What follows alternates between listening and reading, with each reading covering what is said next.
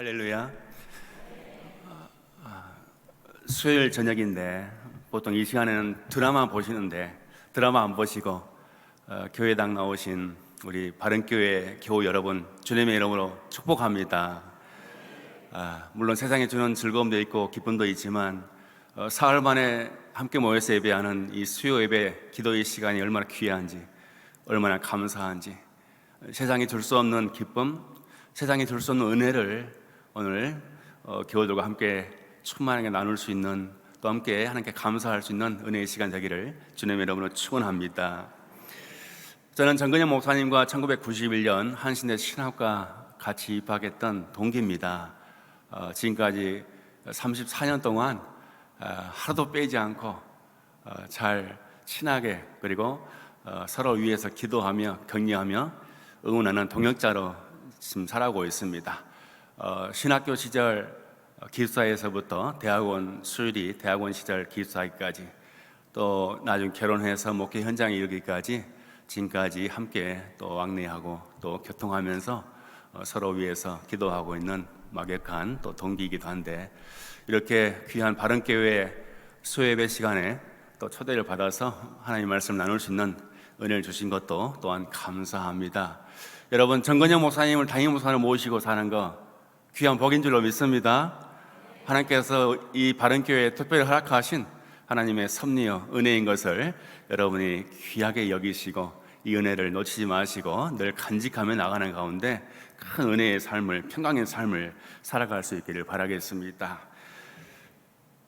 여러분은 여러분의 부모님 가운데 아버지 또는 아빠를 향해서 지금까지 어떻게 호칭을 불러오고 있습니까? 물론 우리 교우들 가운데 부모님께서 이제 소천하셔서 안 계신 분도 계시지만, 어렸을 때 시절을 좀 해고해 보면 내가 아버지를 아버지라고 불렀던 분, 지금도 부르고 계신 분 한번 손 한번 들어보세요. 아버지를 아버지라고 부르고 계신 분, 또는 아버지를 지금도 아빠라고 부르고 계신 분, 아빠. 예, 우리 젊으신 분들은 아빠라고 계속 부르시는데, 제가 경험해 보니까 한 번 아빠라고 부르면 평생 가는데, 또 한 번 아버지라고 부르면 또 계속 아버지라고 이렇게 부르게 되더라고요. 제 경험상 저는 아버지를 아빠라고 불러본 경험이 없습니다. 되게 어려웠고, 또 시골에 살아서 그런지 더 뭔가 좀 엄격해 보였고, 그래서 처음부터 아버지라고 불렀기 때문에 아버지라고 돌아가실 때까지 불러드렸습니다. 또 반면에 어머니는 어머니라고 한 번도 불러드리지 못했습니다. 처음부터 엄마였으니까 돌아가실 때까지 엄마라고 불렀던 그런 경험이 있는데요. 지금 돌아보면 아버지가 되었던 어머니가 되었던 참 아쉬운 것은, 제가 목회자로서 교인들을 얼마나 사랑하고 또 양떼들을 얼마나 사랑하고 돌보는데, 진정 내 육신의 아버지 어머니를 향해서는 평생 살아 계실 때 사랑합니다 이 한마디를 못 해드렸어요. 나중에 입관을 하는데 그때 처음이자 마지막으로 아버지 사랑합니다, 어머니 사랑합니다, 그 말씀을 마지막 인사말로 드렸던 기억이 나는데, 여러분 혹시 아버지 어머니 생전에 계시면 살아생전에 사랑합니다, 고맙습니다 이 말씀을 늘 드릴 수 있길 바랍니다. 그런 말도 할 때가 있더라고요. 때를 놓치면 참 아쉬운 그런 마음이 많이 들었습니다. 아버지라고 하는 호칭 또는 아빠라고 하는 호칭은 우리 기독교 신앙에서도 참 중요한 위치를 차지하고 있습니다. 우리 세상적으로 클래식 세계 가운데 음악의 아버지를 누구라고 하죠? 바하라고 하죠. 또 음악의 어머니를 핸델이라고 합니다. 저는 초등학교 때인가 그 음악 시간에 이 얘기를 들었을 때, 야, 바하와 핸델은 어떤 분이길래 음악의 아버지가 되고 어머니가 되었을까, 이런 궁금증이 있기도 했습니다. 교회에 와서 성경을 읽다 보니까 아브라함을 무슨 아버지라고 하죠? 믿음의 아버지라고 해요. 믿음의 아버지, 믿음의 조상. 이 조상이라고 하는 것은 할아버지 조자를 써가지고 원조할 때, 고조, 증조할 때 할아버지 조자를 써가지고 조상이라고 하는데요, 이 조상은 쉬운 말로 하면 뿌리 또는 시작, 근원이라고 할 수 있겠습니다. 다시 말해 이스라엘 역사에서 믿음의 시작, 믿음의 아버지, 믿음의 근원을 일으켜 세운 분이 누구냐 했을 때 아브라함이라고 합니다. 그분은 믿음의 아버지라고 부르기도 합니다. 그 이름 뜻이 그렇잖아요. 열국의 아버지. 그 아브라함은 아버지야. 우리가 우리 발음이 똑같잖아요. 모세는 광야에 나가서 하나님으로부터 십계명 돌판을 받았습니다. 소위 율법이라고 하는 이스라엘 백성이 앞으로 먹고 살아야 할 하늘 양식을 받았는데 그 모세를 소위 율법의 아버지라고 부르는 것입니다. 다윗은 어떻습니까? 목동으로 서일하면서 시를 얼마나 많이 썼으면 시편 150편이 다윗의 시로 알려져 있지 않습니까? 그래서 다윗은 시의 아버지, 시의 조상이라고도 부릅니다. 신약시대에 복음을 이 땅에 처음으로 소개해 주시고 복음을 선포하시고 복음을 가르쳐 주신 예수님을 굳이 얘기한다면 복음의 시조, 복음의 근원, 복음의 아버지라고 부를 수도 있겠습니다. 이처럼 이 아버지라고 하는 이름은 정말 어떤 전문 분야에 있던 우리가 그 사람을 대할 때 존경하고 그리고 추앙할 수 있는 그런 정도까지 갔을 때 아버지라고 부를 수 있는 거죠. 선조임금 시대에 허균이라고 하는 유명한 선비이자 양반이자 문장가가 있습니다. 그는 우리나라 최초의 한글로 된 소설을 썼는데 그 소설이 홍길동론입니다. 홍길동 잘 아시죠? 그 홍길동의 주제는 그런 거죠. 이 홍길동이 살다 더 이상 참지 못해서 울분을 견디다 못해 어느 날 집을 떠나려고 출가 또는 가출을 하려고 마당에 보름달이 뜬 다음 날 음력 16일 기망달이 뜬 밤에 마당을 어슬렁 거립니다. 이제 아버님이자 대감 마님한테 인사를 해야 되는데 그렇게 마당에 서성거리 걷는데 갑자기 홍대감이 나옵니다.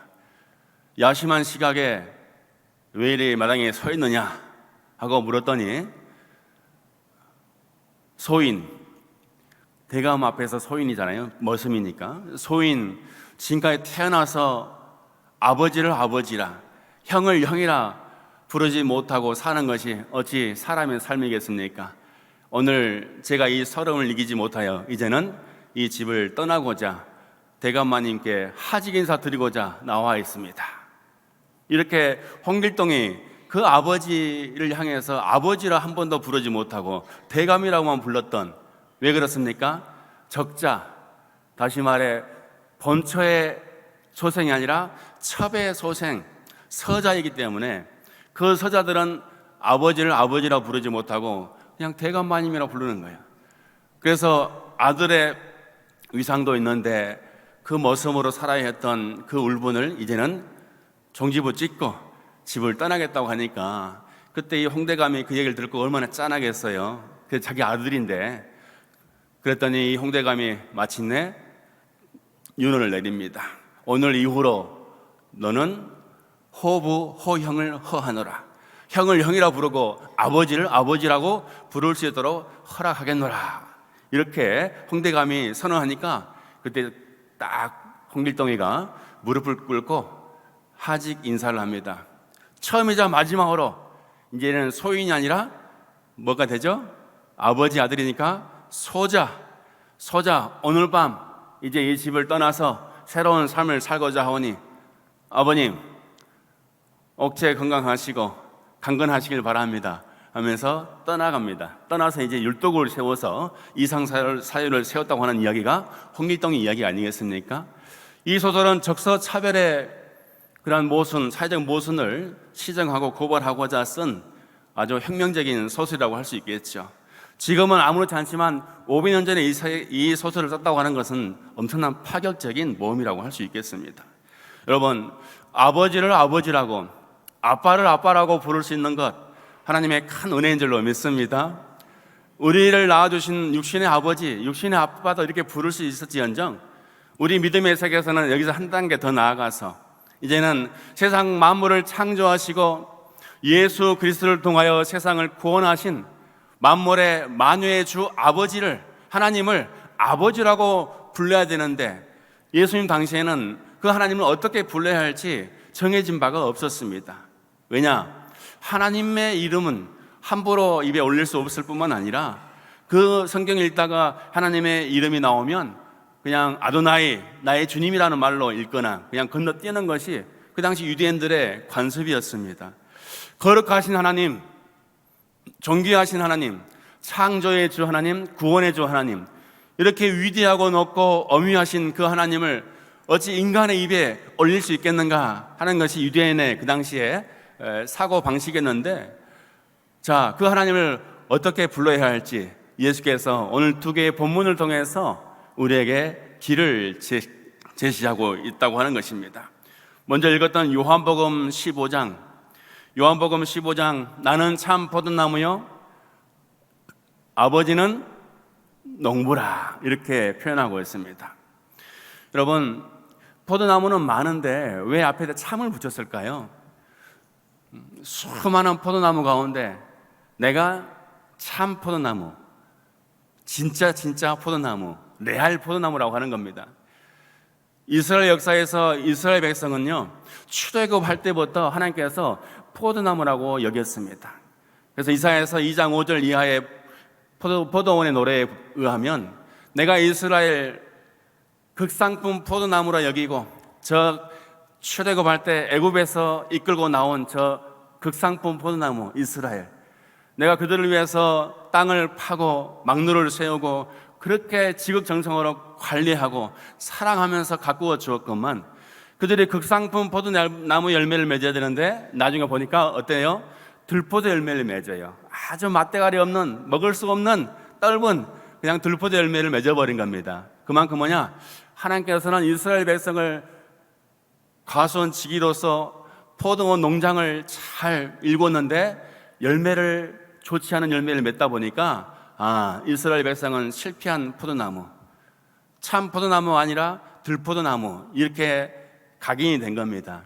그런 역사 한복판에 예수께서 오셔가지고 나는 이제 실패한 포도나무가 아니라 성공한 포도나무, 하나님께서 나를 키우시고 심으시고 나를 통해서 수많은 가지에 깃들어 있는 제자들을 양육하시고 키워내시는 농부가 되신다고 표현하고 있으니까, 여러분, 참 포도나무이신 예수님을 통하여, 그리고 그 포도나무에 깃들어 열매를 맺는 가지가 되어서 오늘 또 예배하는 이 시간 하나님께서 복을 주시고 은혜를 내려주시는 축복의 통로가 되기를 주님의 이름으로 축원합니다. 여러분, 나는 참 포도나무요 내 아버지는 농부라고 했습니다. 그리고 너희는 가지라고 했습니다. 오늘 우리가 가지가 되는 것이죠. 그런데 이 하나님을 아버지라고 처음으로 소개를 하고 있다고 하는 점입니다. 두 번째, 누가복음 15장에서 예수께서는 아버지의 사랑을 노래하는 비유를 들려주는데, 집 나간 둘째 아들이 돌아왔을 때 보여준 그 아버지의 사랑이 바로 하늘 아버지의 사랑이다, 이렇게 표현하고 있는 것이죠. 너무나 유명한 이야기 아니겠습니까? 자기 아버지가 살아계심에도 불구하고 아버지여, 내 지분을, 내 상속 유산 지금 정리합시다. 아버지가 언제 돌아갈지 알지 못하지만 지금 살아계실 때 정리하는 것이 나중에 사후에 분쟁이 일어날 것도 대비할 수 있는 좋은 거 아니겠습니까? 옛날 고대 시대에요, 아버지가 살아계시는데 유산을 달라고 하는 것은요, 이것은 정 막대 먹은 놈들입니다. 이것은 정말 사람 자식이 아닌 거예요. 그럼에도 불구하고 아버지는 갖다 붙다 아무 말씀하지 아니하시고 또 그 둘째 아들의 지분을 다 내줍니다. 그걸 가지고 와서 이 아들이 다 탕진을 하잖아요.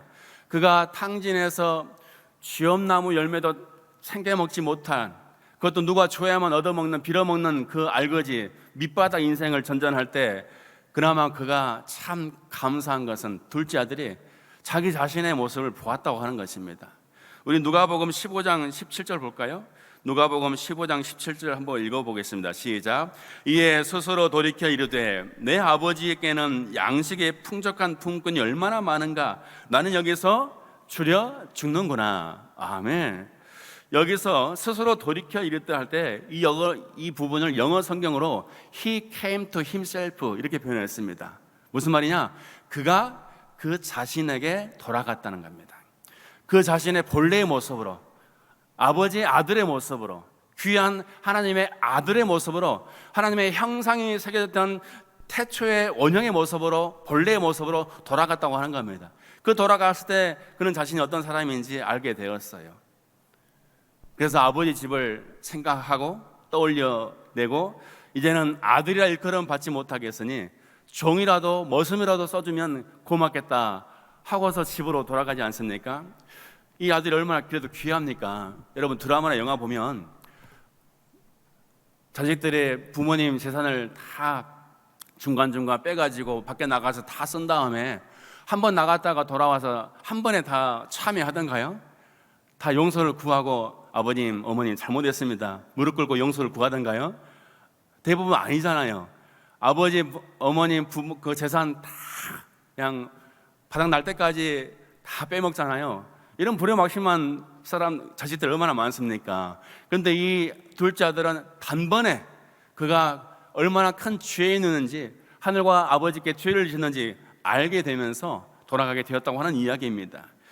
이 부분에 대해서 17세기에 유명한 네덜란드의 영혼의 화가였던 렘브란트가 이 장면을 그림으로 표현했습니다. 너무나 유명하기 때문에 다 알고 계실 줄 압니다만, 이 시간 한번 그 그림을 보면서 아버지의 사랑이 얼마나 가엾었는가 한번 보겠습니다. 저 그림 다 아시죠? 1669년에 렘브란트가 죽기 직전에 그린 마지막 그림이라고 할 수 있겠습니다. 그래서 돌아가는 아들을 품에 품고 있는 아버지, 그리고 왼쪽에서 그 둘 동생을 못마땅하게 바라보고 있는 형이 부각되어 있습니다. 가장 밝은 부분이 아버지 얼굴입니다.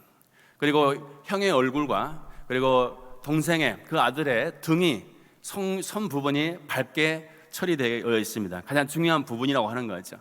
다음 한번 그림 볼까요? 그래서 아버지의 그 표정을 보면 그 아버지의 눈이 멀어 있습니다. 아들이 돌아오기까지 잠을 못 주무시고 언제나 올까 학수고대했던 그 아버지의 그 눈이 멀어 있는 거죠. 자식을 향한, 아들을 향한 그 사랑이 그 아버지의 눈을 멀게 할 정도로 아들을 기다렸다고 하는 그 아버지의 그 표정이 저 눈에 녹아 있습니다. 그리고 그 아들이 아버지의 품에 있잖아요. 근데 그 품에 그 안겨 있는 아들의 머리를만 보십시오. 머리털이 다 빠졌어요. 얼마나 고생을 많이 했으면, 산전수전 다 겪었으면, 밑바닥에서 고생을 했으면 머리털이 더 빠졌을까, 이렇게 생각할 수도 있죠. 또 어떤 분은 그렇게도 보더라고요. 저것은 이제 아버지의 품에 근원으로 돌아간 그 아들의 모습을 형상화하면서 결국 어머니의 자궁, 뱃속에 있는 그 아이의 모습을 형상화했다, 이렇게 얘기하는 분도 있습니다. 둘 다 맞는 것 같습니다. 여러분, 그 아들을 품에 안고 있는 아버지의 저 사랑이 느껴지십니까? 다음 보겠습니다. 그 아들의 발입니다. 얼마나 오랫동안 먼 곳까지 다니면서 닳고 다른 저 신발, 저걸 한 장면만 봐도 고생했던 흔적이 다 보이잖아요. 얼마나 고생을 했을까요? 그걸 다 이렇게 표현했습니다. 다음 볼까요? 아버지의 눈이 다 흐렸다고 했죠. 저 아버지의 얼굴이 가장 밝게 처리되어 있습니다. 다음 보겠습니다. 자, 이게 맞아 가장 중요한 부분인데, 그 아들의 등에 놓인 아버지의 양손입니다. 여러분, 왼손과 오른손의 차이가 있습니까, 없습니까? 있지요. 아버지로 보면 그 왼손은 아버지의 손입니다. 오른손은 어머니의 손입니다. 그래서 아버지, 어머니의 양손이 사랑이 저 손을 통해서 표현되고 있다고 하는 점이라고 하겠습니다. 예, 됐습니다. 렘브란트가 남겨놓은 이 위대한 이 그림은 결국 렘브란트 자신의 참회력을 이렇게 그림으로 표현한 것입니다. 렘브란트는 당시 루벤스와 더불어서 쌍벽을 겨루었던 바로크 화가의 화가였습니다. 근데 그가 한창 잘 나갈 때 17세기 네덜란드가요, 세계에서 가장 잘 나갔어요. 얼마나 잘 나갔냐? 저 아메리카 대륙까지 가서 동인도 회사를 세우고, 뉴욕의 암스테르담, 그러죠? 그 다음에 할렌가 거기가 다 옛날에 네덜란드 사람들이 가가지고 상인들이 먼저 가서 정착한 곳이 바로 뉴 암스테르담 그리고 할렌가입니다. 지금은 할렌가가 흑인의 빈민가가 되었지만 그 정도로 네덜란드가 세계적인 가장 강력한 상업 부강한 나라였다고 하는 것입니다. 그때 살았으니까 얼마나 잘 나갔겠어요. 그림으로 명성을 쌓은 이 렘브란트의 그림 초상화 하나 얻으려고 사람들이 줄을 섰고요. 그리고 이 렘브란트의 그림 하나 그리려고 각 교회나 성당에서 많은 의뢰를 했습니다. 렘브란트의 아버지 가정은 전부 가톨릭이었지만 렘브란트의 아버지만큼은 유일하게 개신교 신앙을 가지고 있었고 그 신앙을 물려받은 것이 바로 렘브란트였습니다. 그가 잘 나갈 때 사치를 하기 시작했습니다.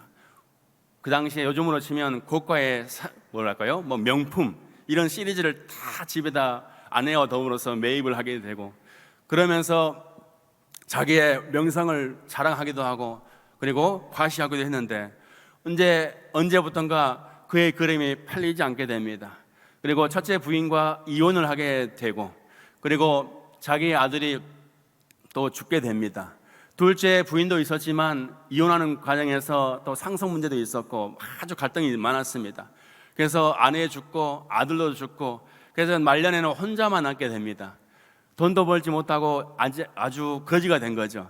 그래서 그가 마지막 죽기 전에 돌아온 둘째 아들의 이야기를 자신의 이야기로 투영시켜서 마지막 내가 죽기 전에 하나님 아버지께 돌아가야지 하면서 참회하는 심정으로 이 둘째 아들의 이야기를 그림으로 표현한 것이라고 할 수 있겠습니다. 얼마나 참 짠합니까? 그렇게 잘 나갔던 렘브란트도 말년에는 너무나 고통스러웠어요. 외로웠어요.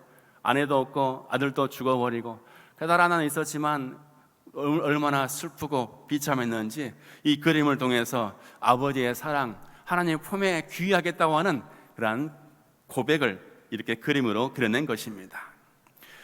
여러분, 우리 예수 그리스도께서는 하나님을 부를 때 어떻게 부르라 이렇게 말씀을 해주시는데 그게 보면 주기도문에 나와 있습니다. 여러분 마태복음 6장 9절 주기도 어떻게 시작하죠? 하늘에 계신 우리 아버지여, 하늘에 계신 우리 아버지여. 그 당시에 그 누구도 그렇게 부르지 못했는데 처음으로 하나님을 아버지라고 부르되 기도할 때 거룩하신 하나님, 자비로우신 하나님도 있지만 하늘에 계신 우리 아버지여 이렇게 부르라고 권면에 제자들에게 권면하고 있습니다. 나의 아버지가 아니라 우리 아버지라고 하는 겁니다. 여러분, 하나님은 독점할 수 있습니까? 하나님은 독점하실 수 없는 분입니다. 누구의 아버지예요? 우리 모두의 아버지예요. 만유를 창조하시고 만유를 다스리시고 만유에 계시며 만유의 주가 되시는 하나님을 누구나 아버지라고 부를 수 있도록 예수께서 말씀해 주셨다고 하는 것입니다. 하늘에 계신 우리 아버지여, 이름이 거룩히 여김을 받으시오며 나라가 임하시오며 뜻이 하늘에서 이루어진 것까지 땅에서 이루어지기를 원합니다 하면서 그의 기도에 하나님 아버지를 부르면서 시작하고 있습니다. 이 주의 기도가 예수께서 공생에 시작할 때 제자들에게 주신 산상수훈에 나와 있다면 그것은 기도의 시작이라고 할 수 있겠습니다. 여러분, 기독교 역사에서 가장 위대한, 가장 완벽한 기도문은 바로 주기도문입니다. 우리 한국 교회가 주의 기도를 약간 소홀히 여기는 경향이 있긴 합니다. 여러분, 주의 기도를 아주 귀하게 여기시고 하늘에 계신 우리 아버지로부터 나라와 권세와 영광이 영원히 아버지의 것입니다.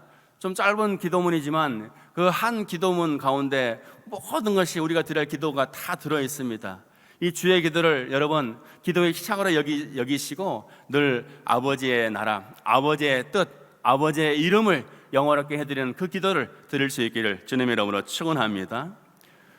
기도를 시작할 때 주기도로 시작한 예수께서 기도를 마무리할 때가 되었습니다. 십자가의 죽음을 앞두고 겟세마네 동산에 올라가시는데 그 겟세마네 동산에서 기도하십니다. 그 기도문이 바로 마가복음 14장 36절에 나와 있습니다. 아빠, 아버지여, 아버지께는 모든 것이 가능하오니 이 잔을 내게서 옮기시옵소서. 그러나 나의 원대로 마시옵고 아버지의 원대로 하옵소서. 이렇게 기도를 드리고 있습니다. 여러분, 하늘에 계신 우리 아버지를 불렀던 분이 이제 마지막 기도를 드릴 때 아빠, 아버지여 이렇게 호소하고 부르고 있습니다. 아버지여, 이 죽음의 잔을 내게서 좀 치워주십시오. 내 이제 나이 33살밖에 되지 않았습니다. 한창 창창할 나이에, 할 일 많은 이 33살 나이에 어찌 내가 저 죽음의 잔을, 죽음의 독배를 마셔야 한단 말입니까? 세상에 어떤 아버지가 자식을 죽인단 말입니까?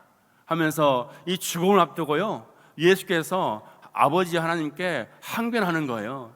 나 죽기 무서워요, 두려워요, 싫어요, 나 할 일 많아요, 왜 내가 지금 죽어야 한답니까? 하면서 아버지께 항변하는 거예요. 조선시대 영조임금은 자신의 권력을 유지하기 위해서 자신의 아들 사도세자를 그 여름날, 복날, 뜨거운 여름날 뒤주에 가둬서 8일 만에 죽인 사건이 있다고 하지만, 그것은 세상의 권력을 위해서 그랬다고 하지만 아버지는 그런 세상의 권력자와 같은, 왕과 같은 분은 아니지 않습니까?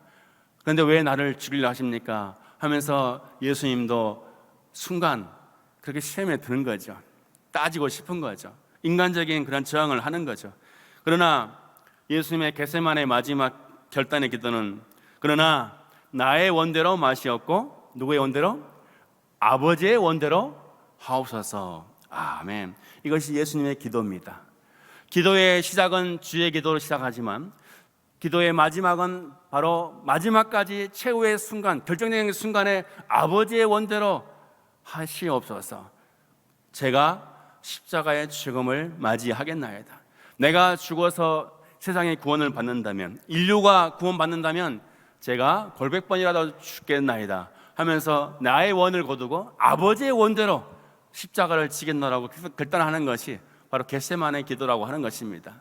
여러분, 신앙생활 하시면서 늘 우리는 입에 그런 말 많이 하잖아요. 하나님의 뜻이 어디에 있는지, 하나님의 뜻대로 하겠나이다. 그러다가도 결정적인 순간에, 중요한 순간에 하나님의 뜻이 아니라 나의 원대로 해버리는, 나의 원대로 살아버리는 때가 종종 있지 않습니까? 그 불행한 사태가 거기서 시작되는 거 아니겠습니까? 여러분, 나의 원대로가 아니고 아버지의 원대로 모든 것이 이루어지기를 원하는 그러한 기도의 삶을 살아낼 수 있기를 주님의 이름으로 축원합니다. 이게 정말 중요한 거예요. 마지막 때에 결정적인 순간에 내가 언제 겟세마네 기도를 드려야 될까?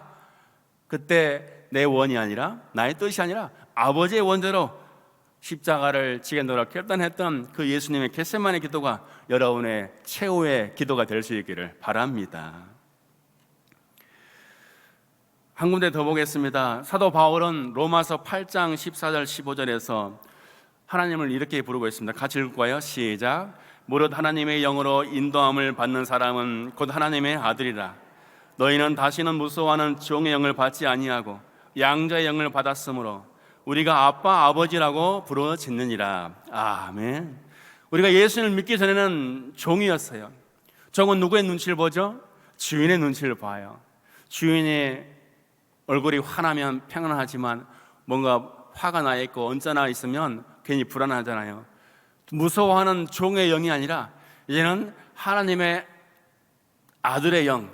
그래서 아들로서 아버지를 대할 때 담대하게, 그리고 기쁘고 감사하게 아버지를 대할 수 있는 그 영을 허락해 주셨으니 우리가 아빠 아버지라고 부르느니라. 여러분, 하나님을 아빠 아버지라고 부를 수 있기를 바랍니다. 아빠든 아버지든 다 똑같은 말이지만 친밀한 아빠, 우리가 뭐가 필요할 때 그때그때 다 소원을 들어주시고 챙겨주시고 내 마음을 읽어내시는 그 아빠 아버지의 그 마음이 하나님 아버지의 마음이라고 이렇게 표현하고 있습니다. 또 한 대 보겠습니다. 갈라디아서 4장 6절입니다. 시작. 너희가 아들이므로 하나님이 그 아들의 영을 우리 마음 가운데 보내사 아빠 아버지라 부르게 하셨느니라. 아멘. 예수께서 한번 하늘에 계신 우리 아버지여 이렇게 부르게 하시니까 그 뒤로 많은 사람들이 이제는 제자도 사도 바울도 하나님을 아버지라 또는 아빠 아버지라 부르게 하셨으니, 그래서 오늘 우리가 하나님을 아버지라고 부를 수 있는 그 은혜를 함께 나누고 있는 줄로 믿습니다. 하나님을 아버지라 부르는 자는 같이 하겠습니다. 좋은 일이 있으리라 크게 있으리라. 우리 서로 뜨겁게 사랑하면은 좋은 일이 있으리라 크게 있으리라. 우리 하나님 아버지께 감사의 박수, 영광의 박수 한번 하겠습니다. 고맙습니다. 고맙습니다.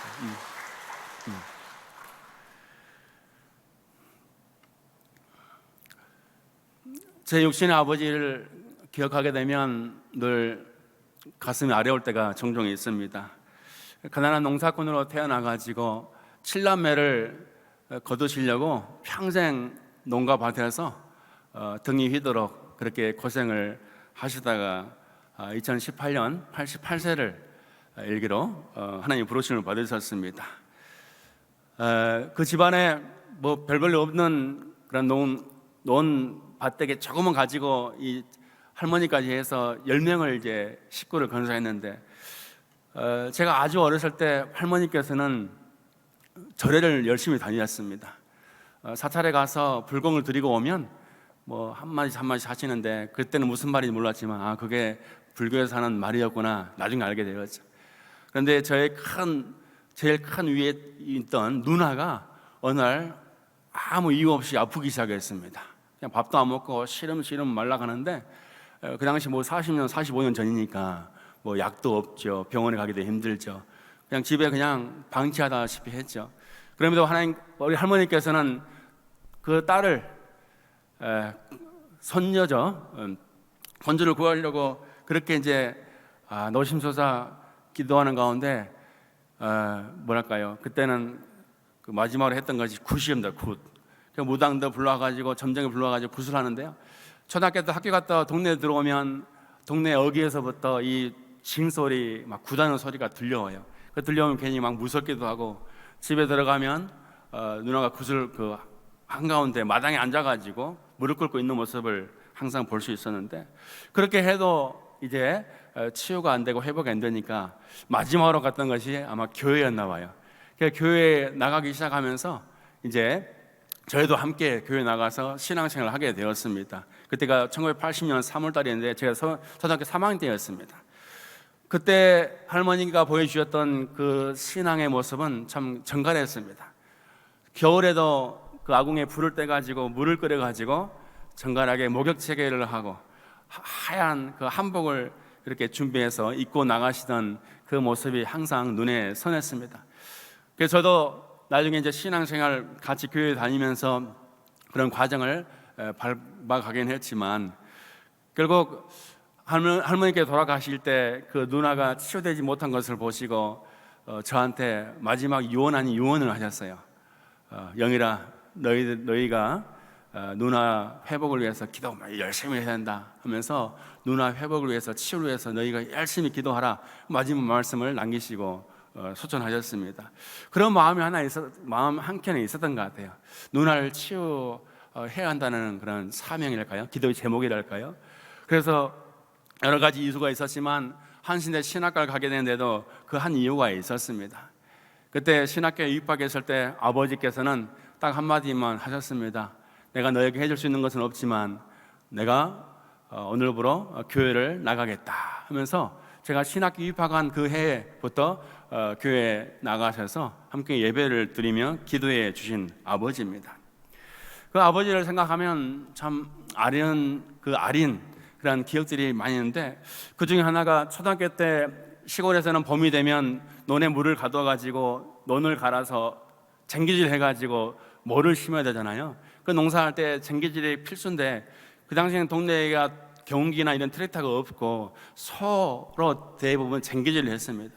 그러면 쟁기질을 아버지께서 이웃 옆집까지 다 해주시면서 품삯을 받아와가지고 조금씩 이제 살림에 보태시긴 했는데요, 어느 날 쟁기질을 하고 계시는 논에 어떤 모습일까 궁금해가지고 한번 동생이랑, 제가 쌍둥이거든요, 쌍둥이 동생이랑 둘이 한번 가봤습니다.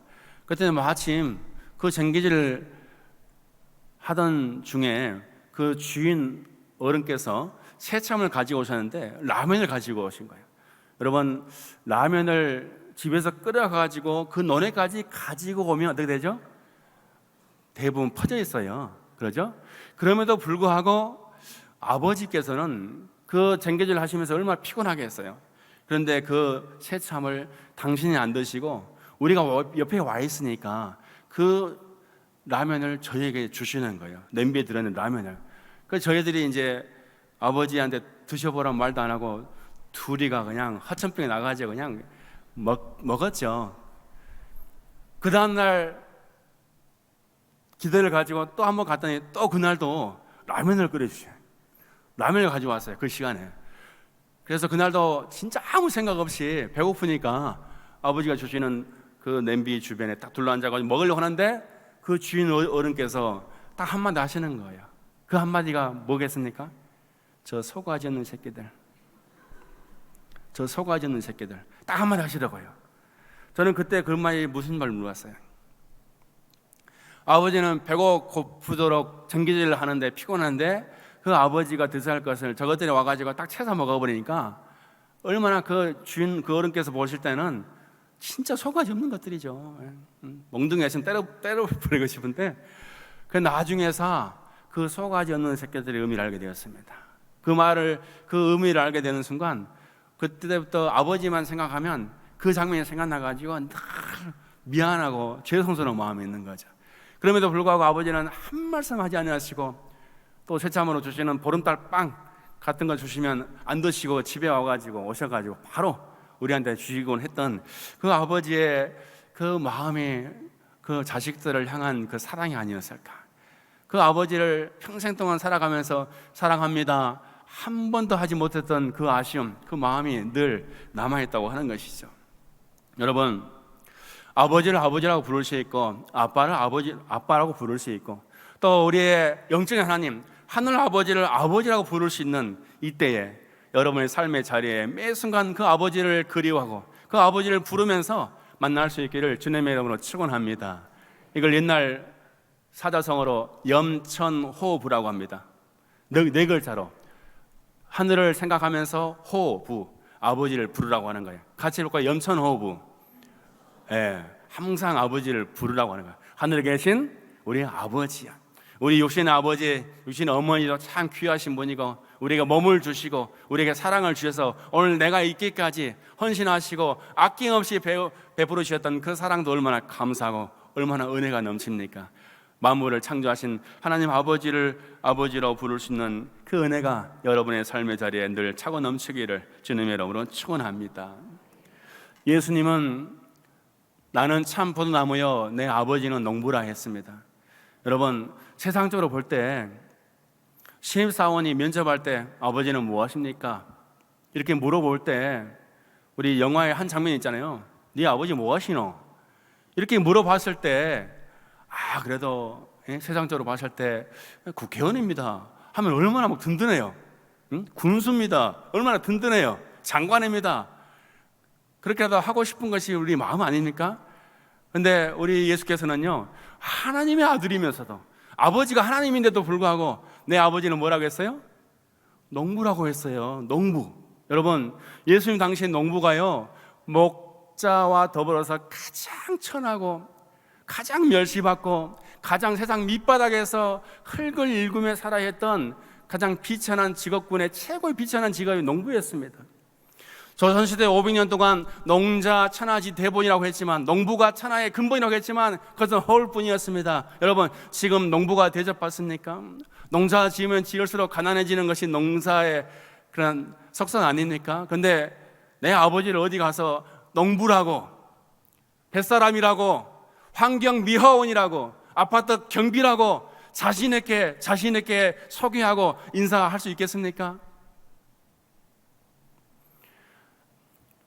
세상에는 수많은 직업군이 있고 수많은 일들이 있지만 그럼에도 불구하고 내 아버지의 직업을 당당하게 말할 수 있는 세상, 그 세상을 창조하고 세상 모든 사람들에게 일을 주시고 그리고 사랑할 수 있도록 은혜를 베푸신 만유의 아버지 하나님 아버지를 아버지로 부를 수 있다면 내 육신의 아버지가 농부가 되었던 어부가 되었던 공무원이 되었던 그것은 아무런 문제가 되지 않는다고 하는 것입니다. 예수님도 하나님을, 아버지를 농부라고 소개하고 있습니다. 그 당시에 최고의 아버지는 누굽니까? 로마 황제가 최고의 넘버원 아버지입니다. 그 다음에 로마의 수많은 장군들, 개선식을 거행하는 수많은 장군들이 두 번째 아버지의 서열에 들어갑니다. 최소한 로마 제국 황제 정도 돼야 내 아버지를 내놓고 당당하게 소개할 수 있고 자랑할 수 있는데, 예수님은 그런 제국의 황제를 자랑하지 않았습니다.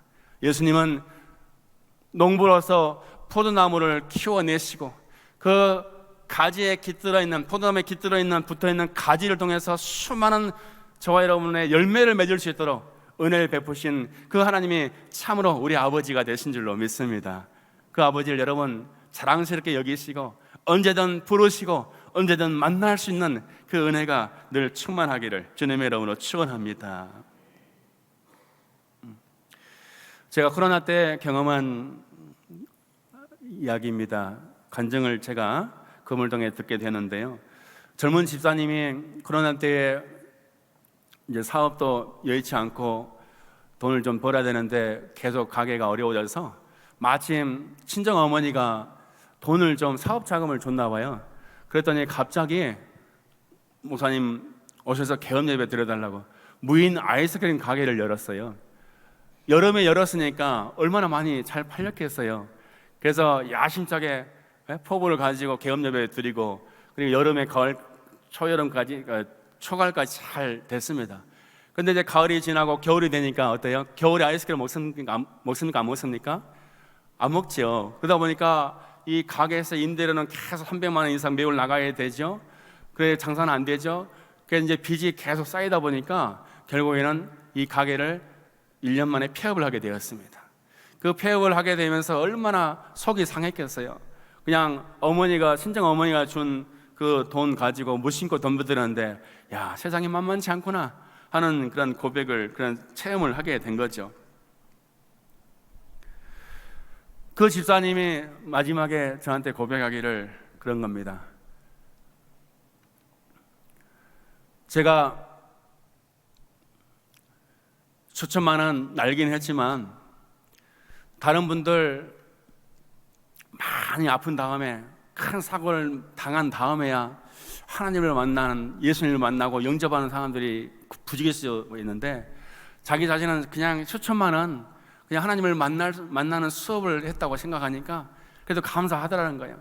그 돈이 아깝지 않고, 내가 다치지 않고, 내가 죽지 않고, 그나마 이 사업을 통해서 하나님을 만나게, 진정으로 만나게 된 것, 인격적으로 만나게 된 것을 감사합니다.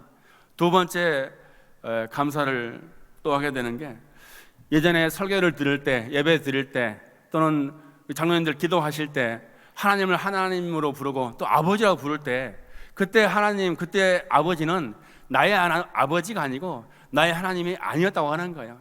나와는 아무 상관없는 아버지였다고 하는 거예요. 그런데 이번 사업에 망하고 나서 겪으면서 그때 목사님이 얘기했던 하나님이 이제 비로소 자신의, 나의 하나님으로, 나의 아버지로 다가왔다고 하는 겁니다. 그렇게 만나게 되었다고 하는 그 은혜가 얼마나 컸는지 그러면서 저한테 간증을 하는 겁니다. 목사님, 제가 사업은 망했지만 이번 기회를 통해서 그 아버지는 나의 아버지였고 그 하나님은 나의 하나님이었고, 예수님, 나의 예수님으로 나를 인격적으로 만나주신 그 하나님 예수님을 찬미합니다, 찬양합니다, 그런 고백을 하는 거예요. 여러분, 고난의 때든지 평안의 때든지 늘 하나님을 아버지로 부르는 가운데 그 아버지가 나의 하나님이 되고, 그 아버지가 나의 구원의 창조주가 되고, 그 아들 예수가 나의 구세주가 되어 주신다고 하는 그 놀라운 은혜를 날마다 잊지 마시고 기억하는 가운데, 하나님께서 나의 하나님이 되어 주시는데 이 세상의 모든 시련과 유혹과 그 모든 역경을 다 이겨낼 수 있는 힘이 아버지께로 나온 줄을 믿습니다.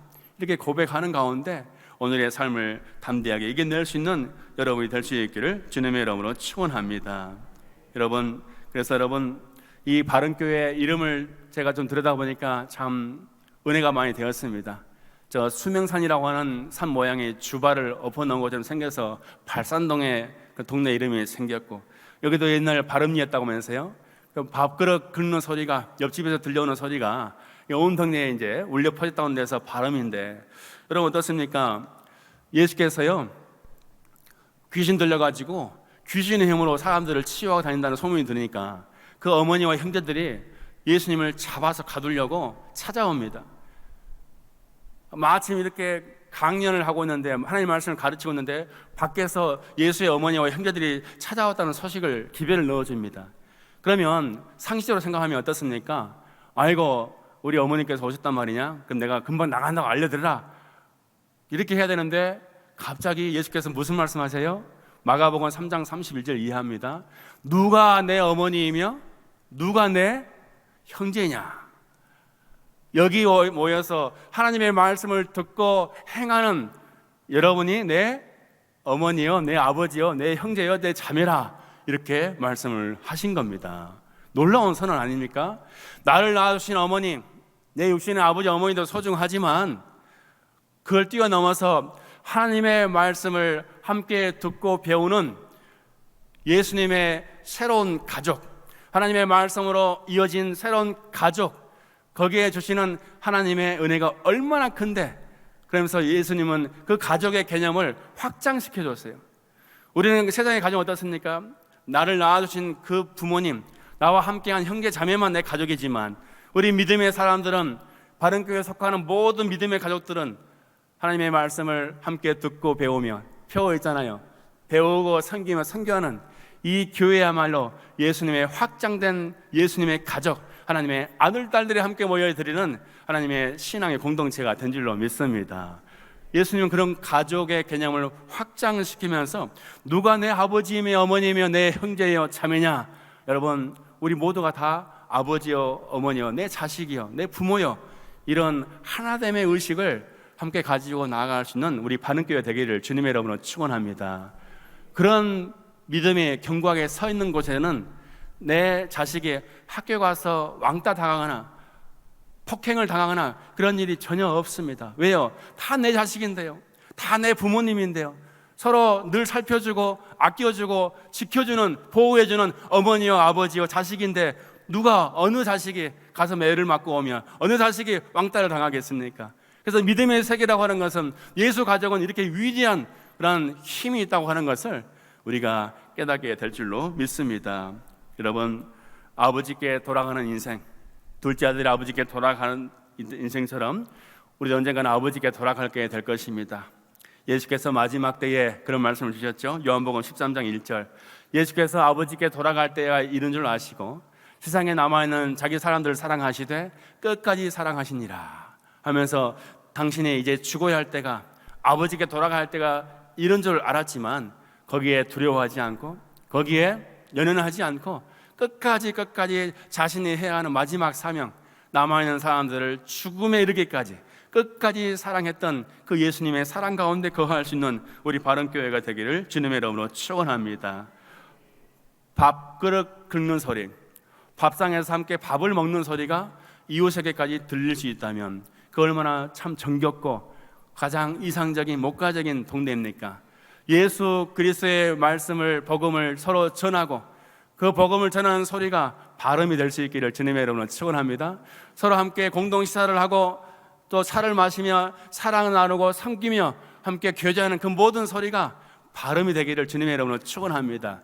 그래서 복음은 곧 발음이요, 발음이 곧 복음이다, 똑같은 말 아니겠습니까? 복된 소리를 발할 수 있는, 하나님의 아름다운 천국의 소식을 전할 수 있는 바른교회가 되기를 주님의 이름으로 축원합니다. 그래서 이 발음을 통하여, 우리 정근영 목사님의 사역을 통하여 우리 모든 교회들이 합심하여 하나님 나라의 복음을 이 지역사회뿐만 아니라 대한민국을 넘어 세계 교회사에 선한 영향력을 행사해 나가는 아름다운 선교 140년 맞는 우리 한국교회 바른교회가 되기를 주님의 이름으로 축원합니다. 하나님 아버지 감사합니다. 오늘 내 아버지를 소개합니다. 육신의 몸을 우리에게 허락하시고 사랑을 주셨던 그 아버지, 또 이 세상을 만물을 창조하시고 그 아들 예수 그리스도를 아끼지 아니하시고 세상에 보내주셔서 십자가에 죽음에 이르기까지 헌신하게 하시고 봉사하게 하시고 섬기게 하셨던 그 사랑에 힘입어서 우리가 하나님 아들 딸이 되게 하여 주심을 감사합니다. 아버지 하나님이시여, 오늘 또 이루어가는 모든 삶의 여정 가운데 하나님을 아버지라 부르게 하여 주시어서 아빠 아버지를 부를 때마다 아들의 영으로, 양자의 영으로 하나님을 기뻐하며 하나님을 영광스러워하며 아버지의 이름과 아버지의 나라를 이루어갈 수 있는 우리 귀한 아들 딸 되게 하여 주시옵소서. 바른 교회를 이곳에 70년 전에 세워 주셨사오니 복음의 소리, 찬양의 소리, 예배의 소리, 사랑의 소리, 섬김의 소리, 함께 식사하는 소리가 이 지역사회뿐만 아니라 대한민국을 넘어 세계사회 하나님의 나라에까지 울려 퍼질 수 있는 복된 거처가 되게 하여 주심을 믿사옵고 우리 구주 예수님의 이름으로 감사하며 기도드립니다. 아멘. 네.